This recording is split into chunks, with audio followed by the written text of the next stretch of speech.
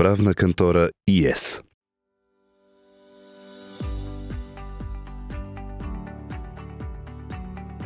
Обезщетението за неимуществени вреди се определя по справедливост. При неговото определяне е важно да бъдат отчетени всички значими обстоятелства с оглед на конкретния случай.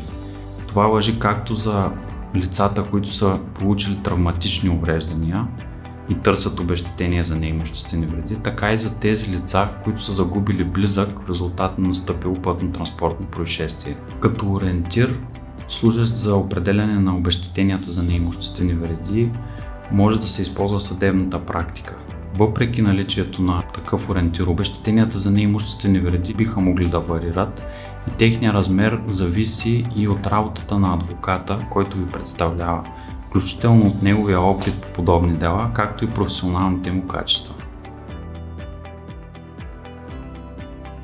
Адвокатът е необходим, тъй като обезщетението трябва да бъде доказано както по основание, така и по размер. Много е важно как ще бъде мотивирана претенцията пред застрахователя и дали тя е съобразена с актуалната съдебна практика.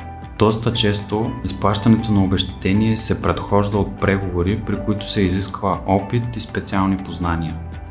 В много от случаите също така, за да се плати обезщетение от застрахователя, е необходимо да се заведе съдебно дело. Предпоставка за постигане на възможно най-добрия резултат по такива дела е именно използването на профилиран адвокат по такива казуси, като в тази връзка не препоръчваме да се обръщате към общо практикуващи адвокати или адвокати, които не са специалисти по такива дела. Още от основаването на правната кантора, стремежът ние да предоставим перфектна услуга. За нас тази услуга е съвкупност от няколко фактора.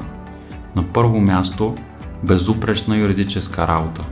За нас е много важно всеки един от нашите адвокати да даде максимална ангажираност към всеки от казусите, по който работи. Изключително важно е за нас прогнозата, която да дадем в самото начало, да бъде оправдана и клиента да остане доволен.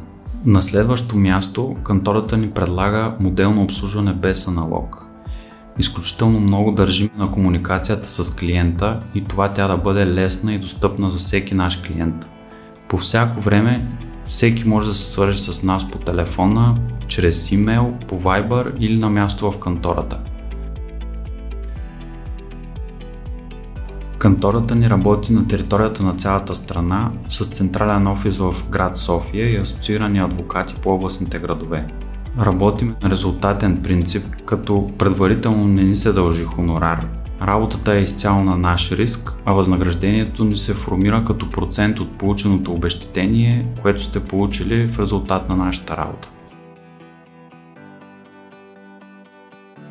Всеки пострадал при ПТП е нужно да знае, че не е необходимо непосредствено след ПТП, още в първите часове или в първите дни след настъпилото ПТП да ангажира адвокат.